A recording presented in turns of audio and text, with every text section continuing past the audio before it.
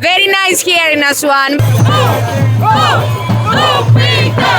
لو ما تعرفش، في أسوان تم اختيارها رسميا مدينة السياحة العام 2026، وده من منظمة دولية اسمها D8. وعشان أسوان مش مجرد مدينة مصرية عادية، هي مقصد سياحي معروف عالميا بين السياح، وده لأنها بتجمع ثقافة وتاريخ وجمال طبيعي كلهم في مكان واحد. فتعال خدكم معايا، الاحتفالية بتجمع بين أغلب الثقافات دي كلها في مكان واحد، وده بمناسبة فوز أسوان. يلا بينا.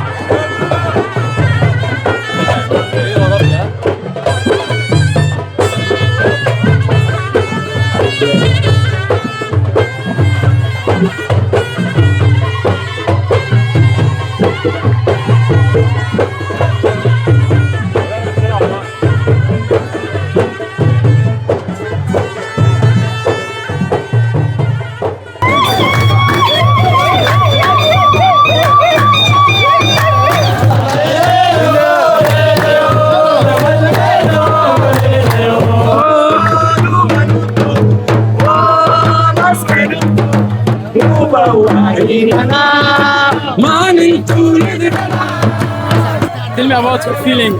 Very nice here in Aswan. Very nice weather, very nice people. We all love it. Thank you very much. Thank you. Here is amazing. I love Aswan. We are waiting tomorrow to dance, starting of the Aswan festival. I love the parade here. First time. This first time in Egypt. Do you like Aswan? Yes, I like Aswan. Atmosphere. Yeah. People here are very good. The Greek people, the Yunani. Yeah. Okay. I learned some words like shukran, swaya. Shukran. Shukran. What's your favorite country? After Egypt, of course. Maybe Iran. Yunan.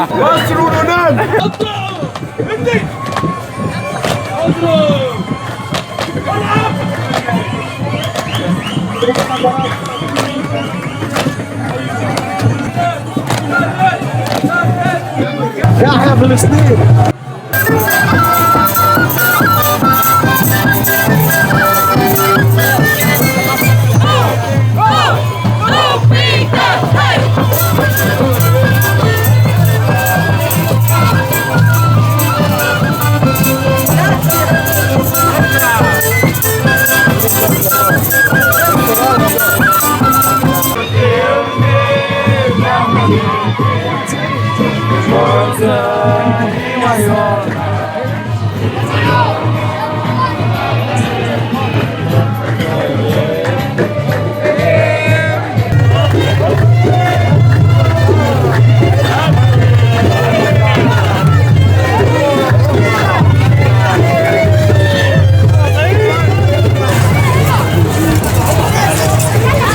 وبكده يكون يومنا خلص.